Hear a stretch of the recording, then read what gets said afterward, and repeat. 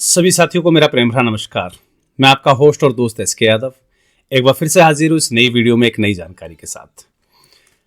1 CR इन 100 days challenge का आज है डे 5 और डे 4 तक हमने अपने आइडिया को कर लिया है वैलिडेट।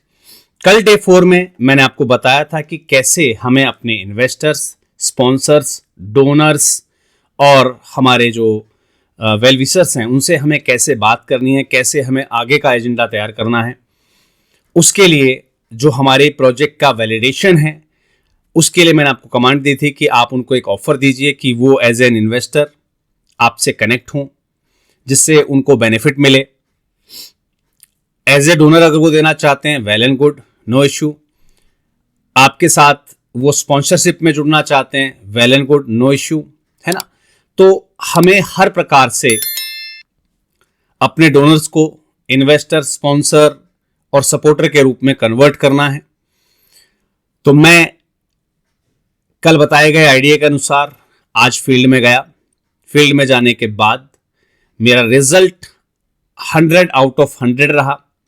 जितने भी लोग थे उन्हें मेरा सुझाव, मेरे विचार बहुत अच्छे लगे और लगभग देखा जाए तो मोर देन 90% जो मेरी विजिट थी वो पॉजिटिव रिस्पॉन्स में गई। काफ़ी लोग जो मेरे पुराने डोनर्स हैं वो इवन देन यहाँ तक तैयार हुए, यादव जी बताइए कितना इन्वेस्ट करना है हम उसके हिसाब से जो है व्यवस्थाएं करके जो हमारे पास अवेलेबल है वो हम अभी एक अभी कर देते हैं। लेकिन मैं चाहता वहाँ पर जो है अमाउंट कोई भी कह सकता था उनको, लेकिन नहीं।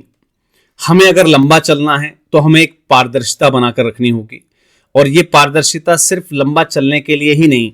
कई बार होता है कि हम अपने मन से कोई भी अमाउंट बता दें लेकिन उतने में अगर काम शुरू नहीं हुआ तो जिन इन्वेस्टर से हमने इन्वेस्टमेंट ली है वो भी अटक कर खड़ी हो जाएगी।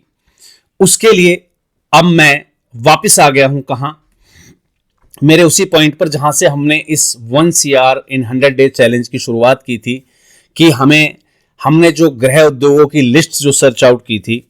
अब मैं इस मेरी स्क्रीन पर जो आप अब मेरी लिस्ट देख पा रहे हैं, मैं इन सभी उद्योगों से संबंधित मुझे मटेरियल कहाँ से मिलेगा, मुझे मशीनें कहाँ से मिलेंगी, मैं अब इस पर काम करने वाला हूँ।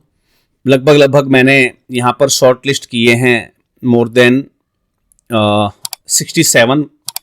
अब इसमें से जो मुझे मिल जाएगा वो मैं परचेज करने के लिए जो है मार्केट में जाऊंगा। मुझे मार्केट एनालाइज करना है कि इसके मुझे कहाँ से रॉ मटेरियल मिलेगा, कहाँ से मुझे मशीनें मिलेंगी। मान लीजिए किसी में अगर मशीनों का उपयोग हो रहा है तो मुझे मशीन भी परचेज करनी पड़ेगी, किसी में अगर मटेरियल का उपयोग हो रहा है तो मुझे मटेरियल भी परचेज करना पड़ेगा। तो आपको भी अब इस डे 5 के टास्क में करना क्या है, जो भी आपने गृह उद्योग की लिस्ट बनाई हो उस लिस्ट के हिसाब से वो काम कैसे होता है उसके बारे में जानकारी निकालनी है।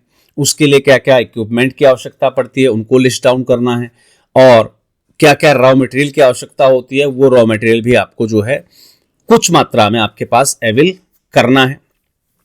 तो फिलहाल मैं इसका एक बजट एस्टिमेट रेडी करूंगा। सबसे पहले हमें वो जानकारियां निकालकर एक बजट एस्टिमेट रेडी करना है कि लगभग इतने रुपए में हमारा ये सामान आ जाएगा। फिर वो जो हमारा आइडिया है जो हमने मार्केट से उठाया या हमने गूगल से रेट सर्च आउट किए, आप कैसे करेंगे मैं थोड़ा सा आपको हिंट दे देता हूँ। लाइक ट्रेड इंडिया की वेबसाइट है, इंडिया मार्ट है, इस प्रकार की कुछ वेबसाइट्स अवेलेबल हैं जिन पे आपको मशीनरी अगर कोई चीज़ चाहिए तो आप मशीनरी के बारे में सर्च कीजिए। वहाँ पर होलसेल, सप्लायर या डीलर्स या मैन्युफैक्चरर अवेलेबल हैं। तो मैं ट्रेड्स इंडिया और जो है इंडिया मार्ट, इन दो वेबसाइट की मैं हेल्प लूँगा और इसके माध्यम से मैं सर्च करूँगा कि मुझे कहाँ से क्या क्या सामान मिलने वाला है और उसका एक मैं ग्राफ तैयार करूँगा कि मेरा लगभग अगर मैं ये सारे काम तैयार करता हूँ हालांकि मुझे अभी इसी में से एस्टीमेट निकालना है कि मुझे 67 के 67 वर्क करने हैं या किसी की मशीनरी महंगी आ रही है तो मैं उसको हटाता भी जाऊँगा, है ना भाई। अगर 50,000 का मशीन लग रही है फिर मटेरियल अलग से तो वो तो फिर जो है ज़्यादा महंगा होगा, वो एक आम आदमी की पहुंच में नहीं रहा। मुझे घरेलू उद्योग से रिलेवेंट काम करना तो मैं ऐसे काम लूँगा केवल जो आम आदमी की पहुंच में हो, गरीब आदमी की पहुंच में हो। तो इन 67 में से काफ़ी सारे जो है वो रिफाइंड भी हो जाएंगे हमारे पास, जिन पर हो सकता है हमें उनको छोड़ना पड़े और हो सकता है हमें उनको साथ लेकर भी चलना पड़ सकता है। तो हम ये चीज़ कल डिसाइड करेंगे कि इनमें से कौन सा काम छोड़ना है, कौन सा काम हटाना है। तो मैं अब इन सभी जो है कामों के बारे में सर्च करूंगा कि किस काम को कैसे किया जाता है और किस काम को कैसे कंप्लीट करना, उसके लिए क्या रॉ मटेरियल चाहिए, एक मशीन अगर चाहिए तो उस मशीन के बारे में मैं सर्च करूंगा इंडिया मार्ट और जो है ट्रेड इंडिया की साइट पर। एक रफ आइडिया रेडी करूंगा और रफ आइडिया रेडी करने के बाद मैं पहुंचूंगा वापस कहाँ, मेरे स्पॉन्सर्स, डोनर्स और सपोर्टर्स के पास, इन्वेस्टर्स के पास। फिर मैं उनको बताऊंगा कि भाई मैं ये जो गृह उद्योग से रिलेवेंट प्रोजेक्ट करने जा रहा हूँ, इसके अंदर लगभग मुझे इतने लागत की आवश्यकता है, आप मुझे कितना कितना सपोर्ट कर सकते हैं। फिर मैं उस पर जो है वहां से जो पेमेंट कलेक्ट होगी उसका फिर मैं आपको अपडेट देता हूं। तो चलिए जी, आज के लिए केवल आपको इतना ही टास्क करना है। ये जो आपने वर्क लिस्ट बनाई थी, ये जो गृह उद्योग की आपने लिस्ट अपनी बनाई हुई है, उसके लिए अब लोकल मार्केट को आप सर्च कीजिए कि लोकल मार्केट में उससे रिलेवेंट मटेरियल कहाँ कहाँ अवेलेबल है और उसकी कॉस्ट क्या है, उसके अंदर कोई मशीनरी लग रही है तो उसकी कॉस्ट क्या है। मशीनरी की कॉस्ट के लिए मैंने आपको आइडिया दे दिया, इंडिया मार्ट और जो है ट्रेड इंडिया की साइट पर जाइएगा, वहाँ सर्च कीजिएगा इनके बारे में। तो वहाँ से एक रफ आइडिया रेडी कीजिए। फिर इसका एक पूरी जो है आपकी एस्टिमेटेड कॉस्ट शीट के नाम से ये आपका रेडी होगा, एस्टिमेटेड बजट शीट। तो एक एस्टिमेटेड आपको बजट शीट बनानी है कि भाई हमारा लगभग इस प्रोजेक्ट के अंदर इनिशियल तौर पर इतना खर्च लगने वाला है। जब वो आपका रेडी हो जाए उसके साथ आपको जाना है फिर वापस आपके डोनर्स, सपोर्टर्स, आपके जो स्पॉन्सर्स हैं, इन्वेस्टर्स हैं, उनके पास, और उन्हें बताना है कि भाई ये इन्वेस्टमेंट इस प्रोजेक्ट पर इनिशियल रूप से लगने वाली है संस्था की, तो इसमें वो आप कितना सपोर्ट कर सकते हैं हमें। इस पर हमें उनसे वैलिडेशन और साथ साथ कैश भी लेना, राइट। आप कितना सपोर्ट कर सकते हैं उतना सपोर्ट आप हमें जो है कैश के रूप में, चेक के रूप में, जैसे भी आप ऑनलाइन ट्रांजेक्शन के रूप में लेना चाहें, आप उस प्रकार से इसका जो है आप कैश की व्यवस्था जो है करना स्टार्ट कर दीजिए। चलिए, मैं अपने जो बजट एस्टिमेट है उसको रेडी करता हूं और रेडी करने के बाद मैं कल आपको अपडेट देता हूं कि मेरा लगभग बजट एस्टिमेट कितने का रेडी हुआ और मार्केट से मैं कितना पैसा लेकर आ पाया, कितने लोगों ने मुझे हेल्प कर दी। क्योंकि देखिए, हाँ कोई भी कर सकता है, लेकिन जब बात देने की आती है तो वहां पर थोड़ा सा ग्राफ में अंतर मिलेगा। भले ही मुझे अभी 100 में से लगभग 96 लोगों ने मुझे कहा है कि sir we are with you और बताइए कितना पैसा चाहिए। तो कल मैं इस रफ आइडिया के साथ वहां जाऊंगा और फिर उनको बताऊंगा कि भाई ये एस्टिमेट मेरा लगने वाला। आज रात का मेरा पूरा काम यही है कि मैं जहाँ जहाँ ट्रेड इंडिया, इंडिया मार्ट, जो भी वेबसाइट्स होती हैं उन सब पे सर्च करूँ कि इनका काम कैसे होता है। गूगल पे मुझे जो है सर्च करना पड़ेगा या चैट जीपीटी से पूछना पड़ेगा कि भाई ये काम कैसे किया जाता है, इसके लिए क्या क्या इक्विपमेंट की आवश्यकता है, क्या क्या रॉ मटेरियल चाहिए, फिर उस रॉ मटेरियल की कॉस्ट क्या क्या आ रही है, वो सारी चीज़ों का एक एस्टिमेट लगाकर मैं कल जाऊँगा वापस अपने स्पॉन्सर्स, डोनर्स, इन्वेस्टर और जो है हमारे डोनर्स, इन्वेस्टर्स, सपोर्टर्स और हमारे जो है स्पॉन्सर्स के पास, और उनसे मैं पैसा कलेक्ट करने का प्रयास करूँगा। फिर आपको कल अपडेट देता हूँ कि मेरा एस्टिमेट क्या रहा था और मुझे कहाँ से क्या रिस्पॉन्स मिला।